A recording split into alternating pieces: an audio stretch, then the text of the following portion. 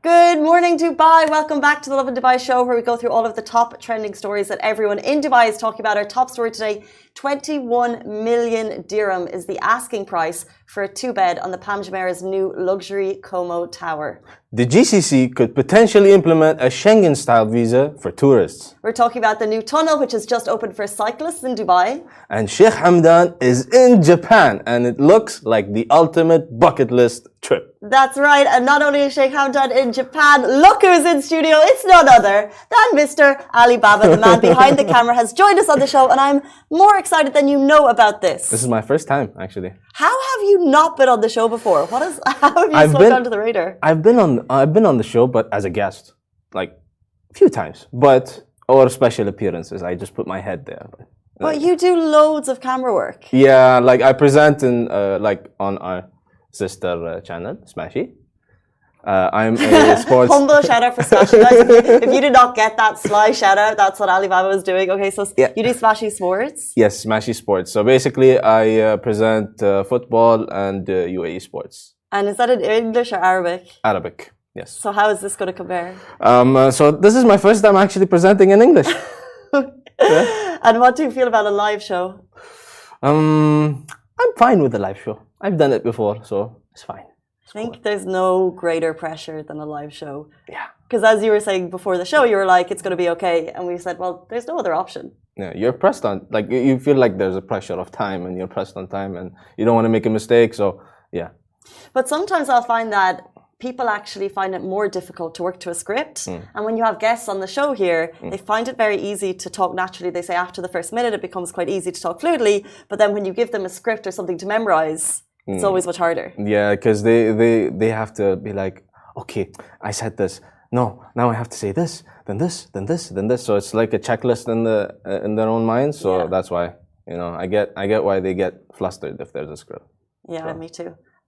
Before we jump into the show, it would only be, since you've already done a shout out for Smashy, it would be wrong to not give you the platform to shout out your show on Smashy and how people can find it. So here you go, on Lovin Dubai, Alibaba. Smashy Sports, where is it? Where can people watch it? Okay, so UAE Sports, go to smashy.tv and you can find the UAE Sports show and many other shows actually on smashy.tv, and you can find my other show, Meen Mkassar al-Kura, which is Who's Crushing Kura. It's all about football news within the GCC and sometimes European news, maybe Cristiano, maybe Messi, it happens, but yeah, Messi is GOAT. You can find that on Snapchat, Discover, and yeah. Okay, there you go. Yeah. You can pay me for that after.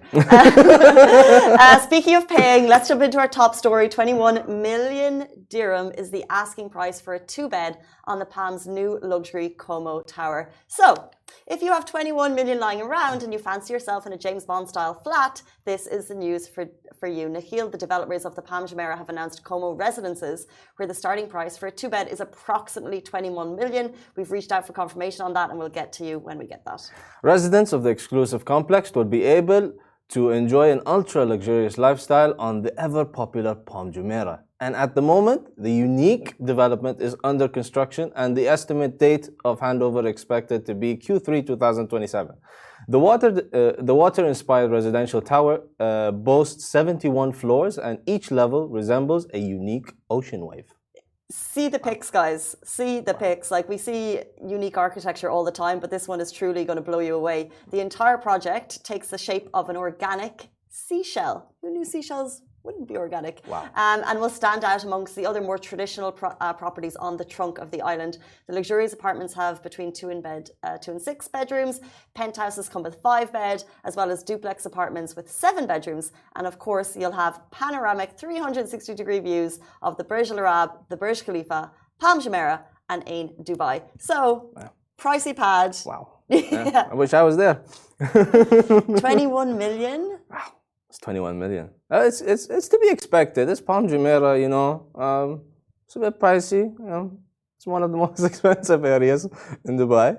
So I think of all the places in Dubai that I would live if money wasn't an object. I think we've spoken about this before. I love the Palm. Yeah, it's beautiful. And they've kept it. They've done some amazing redevelopments now. So you have so many places, great place to like run and walk, and then I just love the restaurant. Like I love Club Vistamara, love West Beach. I love my new 2-bed for 21 mil. We love everything about Palm Jumeirah. I mean, yeah. Yeah. Once you have the dollars. Yeah, once you have the money, of course, yeah, you can enjoy to the max. Where would you live in Dubai if money was no object? Since I'm afraid of heights, fun fact. Really? Yeah, I don't like to live in like big towers, but funny enough, I lived on the 80th floor in one of the buildings in Marina. But but that was a bit scary for me. So yeah. How did you manage that? I didn't think about it all the time. Try to, at least, most of the time. How long were you there for? About 2 years. Let's say 80 floors is high. Yeah, I moved down like 40 floors afterwards. Like I switched apartments midway. I'm not scared of heights, but I think I would struggle on the 80th floor. But I can imagine the views were just. It was beautiful, but I didn't go on the balcony.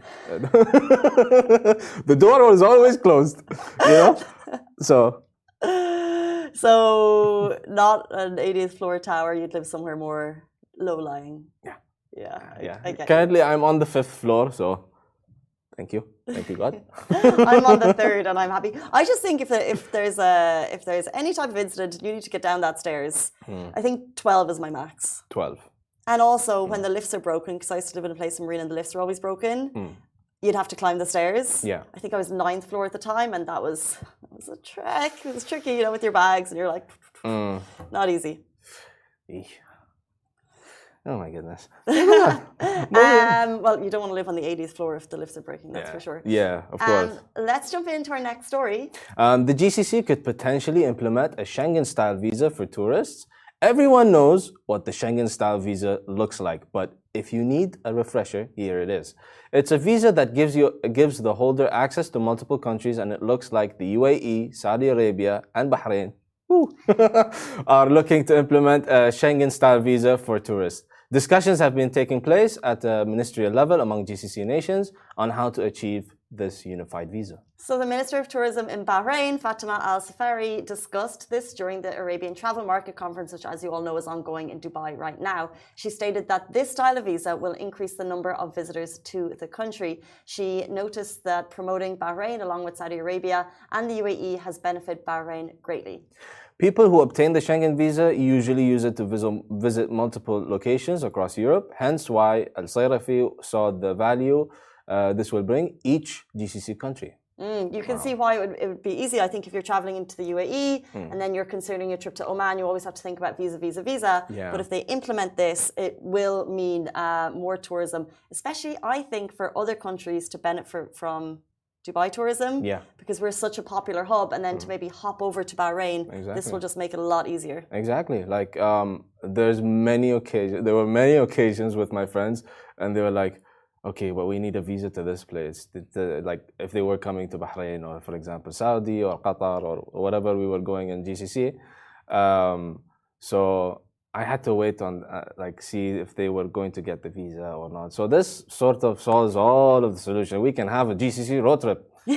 Dubai going to from UAE, going to Saudi, going to Qatar, Bahrain, Kuwait, and you name it. So if I was going to Bahrain as a tourist for the first time, where should I be going? Bahrain. You should go to Bahrain Bay. Bahrain B? Bay. I was like, it's Bahrain A. Bahrain Bay. Bahrain Bay. Yes. It's beautiful. You would just go there, like see the view. There are restaurants over there that you can sit down. There's a sea view, eat, enjoy, relax with your family. Bahrain is a very chill place. You go there to relax, you know, very calm, very subtle place, you know.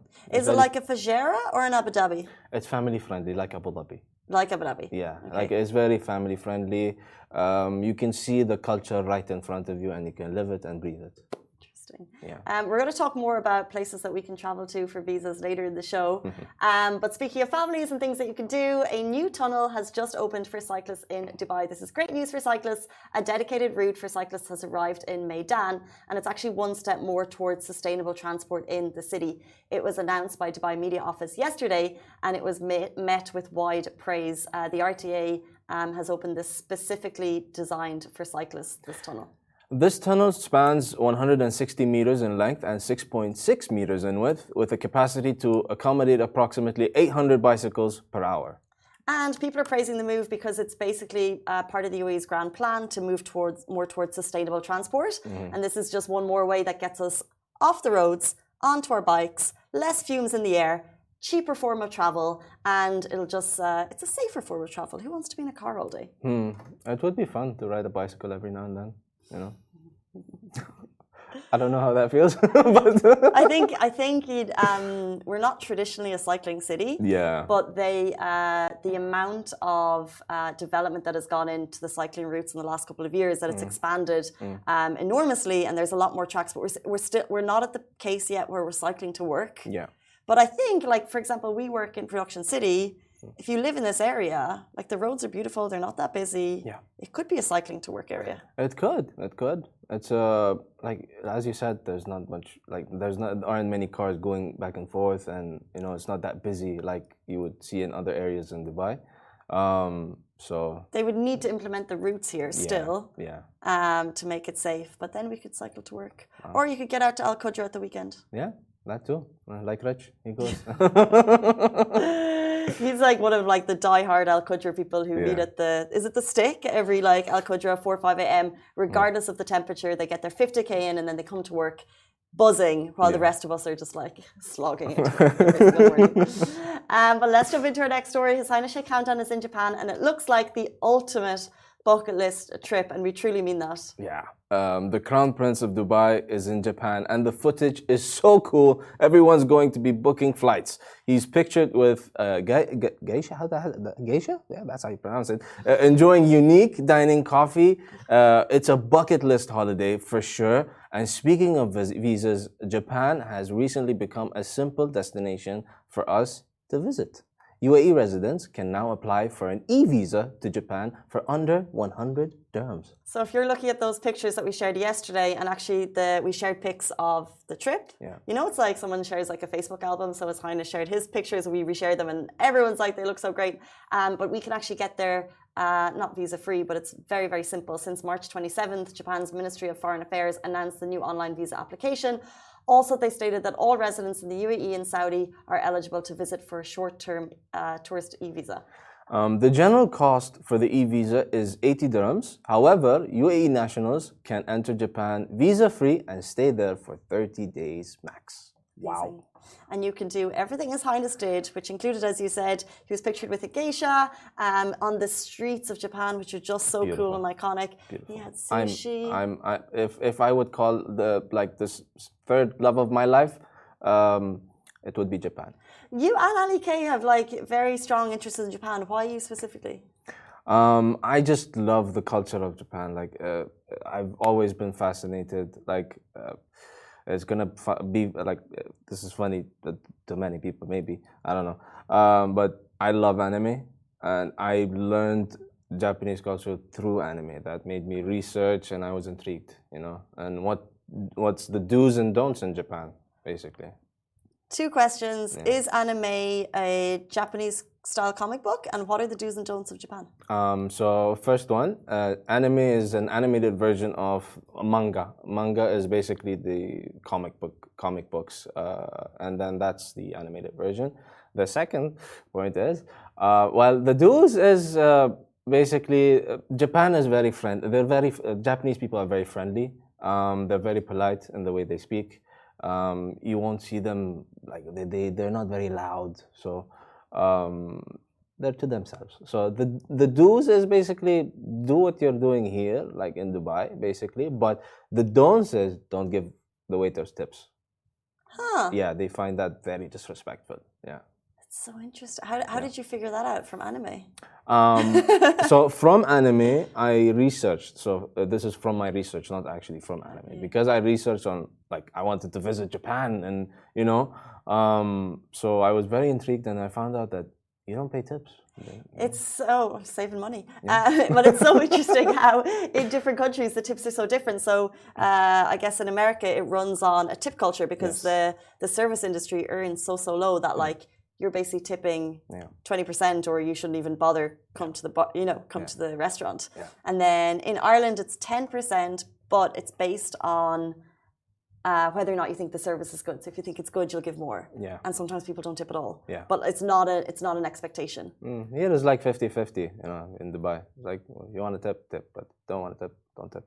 I think that's because we're such a multicultural society that there's no expectation. And I think if there's good service, it's great to tip. And actually just based on people's salaries, it's great to tip. But and I actually think this is nice. It's the service industry, it's not an expectation. And therefore they don't have that, like, sometimes I find like if there's an expectation to tip, there's nearly like a fake camaraderie that you could have with service industry people. And it's like a transaction type thing. But because there's no expectation, I don't find that fakeness here, which I think is kind of nice. Like and it's so multicultural here that you wouldn't put a norm basically in Dubai. You wouldn't put a norm, like there's no percentage. Basically. But going back to Japan, it's beautiful. I tried to convince my my fiance to go there for our honeymoon, but no. No, you have to learn, you're not going to call the shots anymore. I know. Where does she want to go? Bali. Could you do both? No. I wish, but no. Well, I mean, you could do Bali this year and Japan next year. Yeah, that's the plan. Like the next trip would be Japan, but Japan is a bucket list. It should be a bucket, like on your bucket list. Everyone, it's beautiful. Go to Japan. Have you been? No. But I've seen pictures, videos, people like the vloggers, the travelers, basically. Sheikh Hamdan. Yeah, Sheikh Hamdan, your biggest example as well. Yes. Beautiful pictures. It's cherry blossom season. I'll tell the story again. It happened that I had my flights booked and COVID happened, so I couldn't go. So it's massively on my bucket list too. Guys, it's 8:53 and you're about to start your day and we're about to also start ours. Alibaba, massive thank you for joining the show this morning. Thank you. It was my pleasure. A legend. It was fun. Legend is born. Guys, that is all we have time for on the Lovin Dubai show. We're back with you every single weekday morning and we appreciate your time so much. So thank you for tuning in. We'll see you tomorrow morning. Same time, same place. Bye-bye. Bye-bye.